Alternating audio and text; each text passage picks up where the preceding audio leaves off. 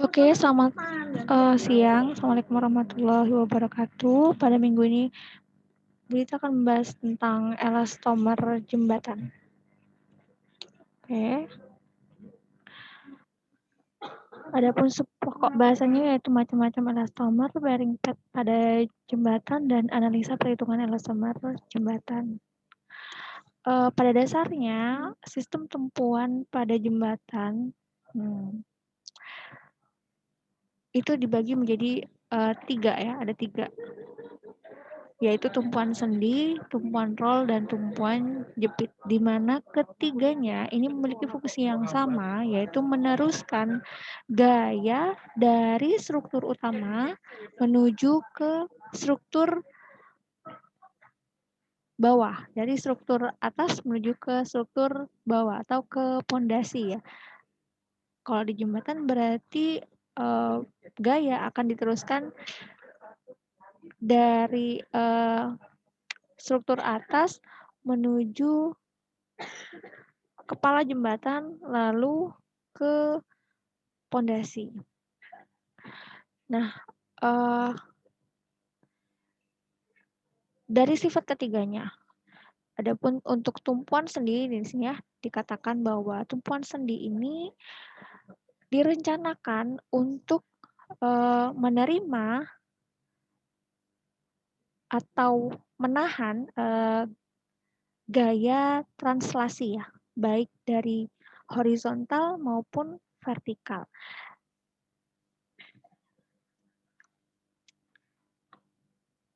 Nah, tumpuan seperti ini disebut juga dengan tumpuan engsel ya, karena cara kerjanya mirip seperti engsel.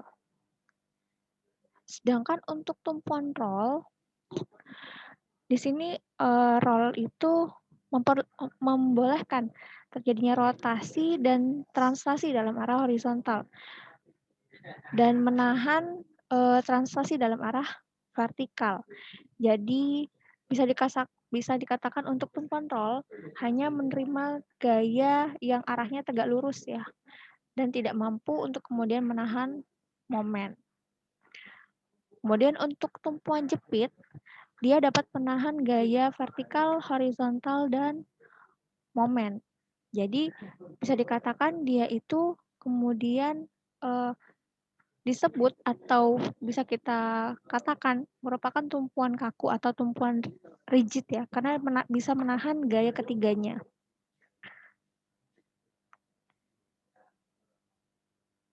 Nah, ada juga sistem tumpuan elastis yang di sini dalam kasus ini kita menggunakan sistem karet ya atau elastomer yang cara kerjanya ini seperti tumpuan jepit tadi ya, bisa menahan kemudian rotasi, kemudian translasi arah vertikal maupun horizontal begitu ya.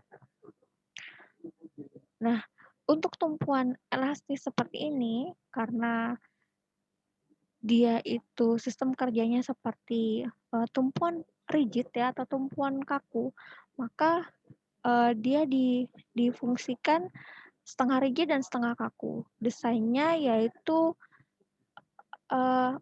baja berlapis karet. Nah, ini mungkin nanti ada pendetalannya tentang elastomer bearing pad ya. Secara garis besar karena memang problematika konstruksi yaitu adalah keretakan ataupun kerusakan yang akibatnya fatal kepada keselamatan manusia gitu kan ya. Maka untuk berbagai macam gerakan atau gaya yang timbul dari struktur itu dapat ditahan oleh elastomer gitu. Nah, elastomer yang kemudian bisa dia itu menerima segala atau menahan ya segala bentuk gaya yang terjadi, yaitu salah satunya alternatifnya yaitu ada bearing pad di sini tadi atau disebut dengan elastomer elastik ya. Nah,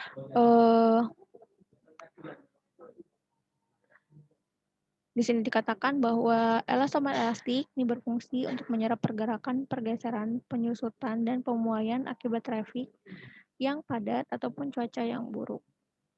Nah, karet bantalan standar biasanya terbuat dari karet alam, namun terkadang ada juga yang terbuat dari kloropen atau disebut juga neoprene atau sintetis ya, buatan. Nah, untuk karakteristik dari atau spesifikasi dari elastomer baring pad ini bisa didapatkan dari BMS ya di subbab 7. Di situ ada apa namanya? Spesifikasi dan karakteristiknya. Nah, ini salah satunya ini mengambil dari sumber lain ya, tapi kurang lebih sama. Sudah saya lampirkan di paling bawah, di slide paling bawah untuk karakteristik dari elastomer bearing pad. Nah, ini ya ada ketebalan dari platnya untuk bearing pad ukuran sekian ya. Yang lebih lengkap lagi nanti di lampiran. Kemudian total platnya ada 5 piece, yang ini ada 4 piece ya. Kemudian topnya ada 5 dan bottomnya ada 5 ketebalannya ya. Untuk internal layernya adalah 8,75 mili ketebalan dalamnya. Kalau yang 300-400 ada 7,7 mili dan lain sebagainya. Untuk jenis pergerakan pada bearing pad ada pergerakan vertikal, ada rotasi, dan ada horizontal. Jadi bisa menerima ketiganya tadi. Dan ini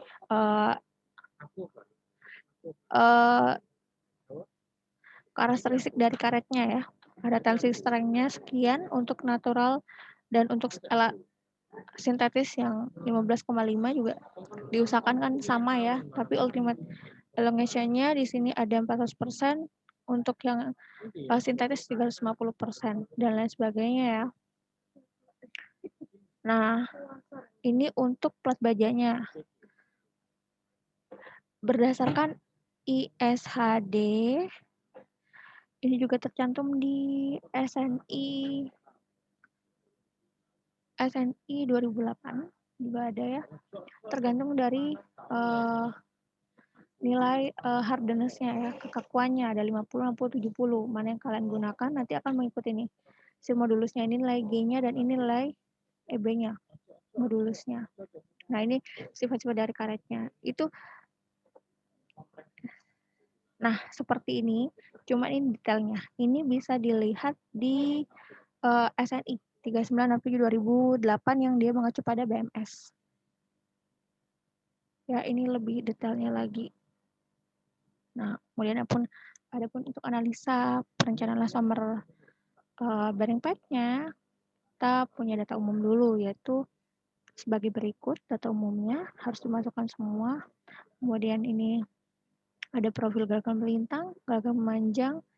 Kemudian di sini ada data teknik jembatan, jarak-jarak antar gelagarnya, gelagar memanjang, gelagar melintang, ya. Kemudian profil-profil dari rangka utamanya.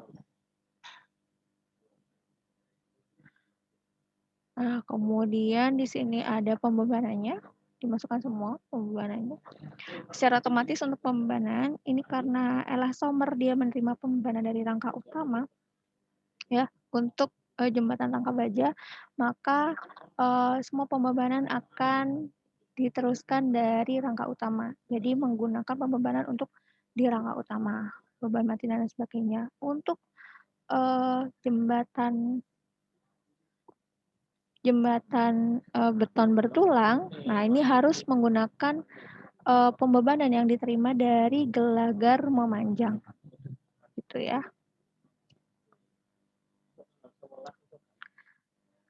Nah ini kemudian dimasukkan semuanya sesuai dengan ketentuan SNI, ya.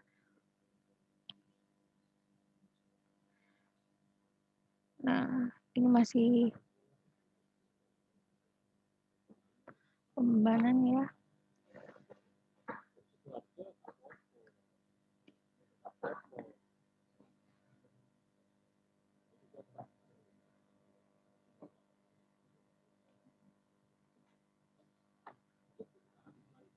Ini pembebanan berdasarkan apa?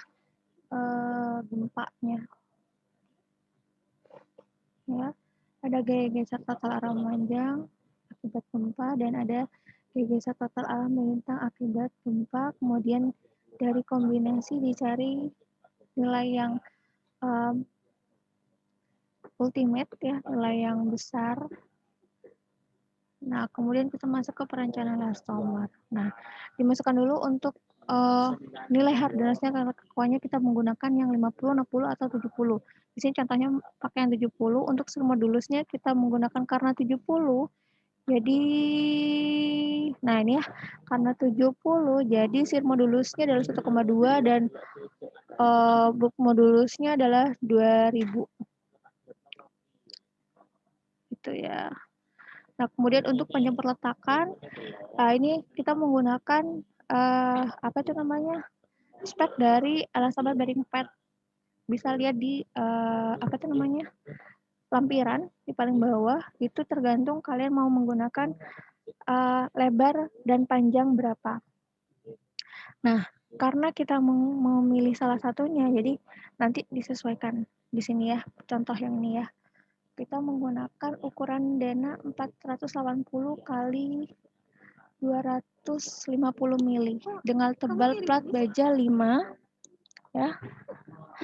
Dengan tebal plat baja 5 dan ini ya, tebal karet dalamnya adalah 9 ya. Di sini jumlah lapisan karetnya ada 2, 4, 6, 8. Ini pilih salah satunya aja. Tinggi keseluruhan ini disesuaikan dengan kebutuhan di jembatan.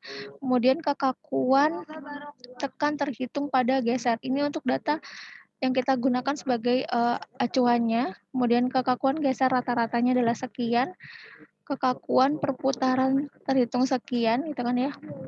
Ini tebal selimut sisi. Kemudian ini tebal selimut atas dan bawahnya.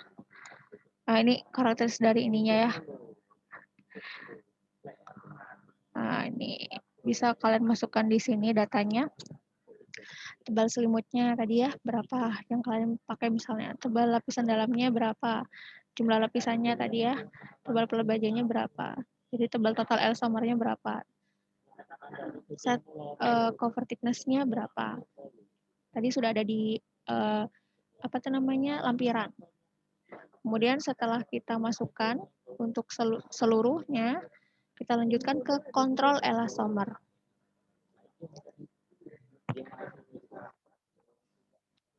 Adapun untuk kontrol elastomer yang pertama sesuai BMS pasal 8.3.5 yaitu ada faktor bentuk di mana S sama dengan AR per P kali TE. Nah, tinggal dimasukkan aja. AR-nya kan sudah ada di sini. AR-nya luas total karet. Kemudian dibagi keliling permukaan terikat dikali tebal efektif elastomer. Rumusnya sudah ada. Nah ini ya, ini persyaratan perletakan laminasinya. Kemudian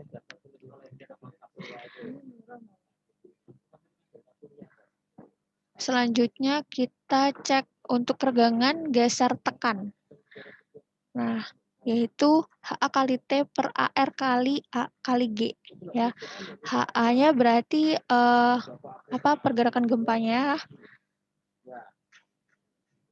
Nah, ya tadi dikombinasi. Nah, ini dia. HA ini ya. Nah, dan HB pergerakan memanjang dan melintang. Dimasukkan nilainya sekian.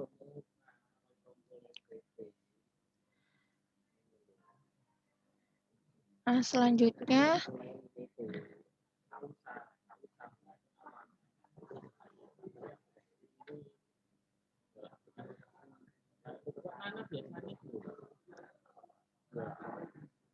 kita menghitung regangan geser torsinya. Regangan geser torsinya berdasarkan BMS pasal 8.3.6.3 ya. Nah, dengan rumus tadi ya, apa itu namanya? deformasi, melintang dan memanjang dibagi T-nya. Lalu dilanjutkan ke perhitungan regangan geser maksimum izinnya sekian. Dan kemudian dimasukkan ya nilai kita tadi, ini A efektifnya sekian, kemudian berdasarkan dari ketentuannya izinnya sekian ya. Nah, sedangkan regangan geser torsi dan tangan sialnya ini harus kurang dari sama dengan 2 kali A efektif per AR minus 1,1. Lanjut, syarat untuk menjalin bahwa regangan geser total yang berkembang tidak berlebihan berdasarkan pasal 8.3.6.1, yaitu sebagai berikut rumusnya. Harus memenuhi ketentuan berikut ya, bahwa regangan SH ditambah regangan SR ditambah regangan SC kurang dari sama dengan 2,6 per akar G. Oke, kemudian selanjutnya harus memenuhi persyaratan tegangan tekan rata-rata, yaitu Vmax per AR kurang dari 15 MPa. Ya. Dilanjutkan dengan persyaratan stabilitas perletakan dengan rumus Vmax per AR kurang dari sama dengan 2 kali B kali G kali S per 3T. S yang tadi kita hitung di awal dan G adalah modulus geser. Nah, selanjutnya cek ketebalan tebal minimum plat baja. Nah, di sini kita masukkan tebal plat baja yang kita targetkan ya. Kemudian dicek apakah dia melebihi 3 mili atau dia melebihi 3 kali Vmax F per AR kali FY. Kemudian kita cek juga persyaratan penahan perletakan yaitu sebagai berikut ya. Nah, setelah semuanya oke, maka kita menggunakan berdasarkan target elastomer badan 4 yang sudah kita targetkan tadi. Terima kasih untuk pertemuan hari ini. Assalamualaikum warahmatullahi wabarakatuh.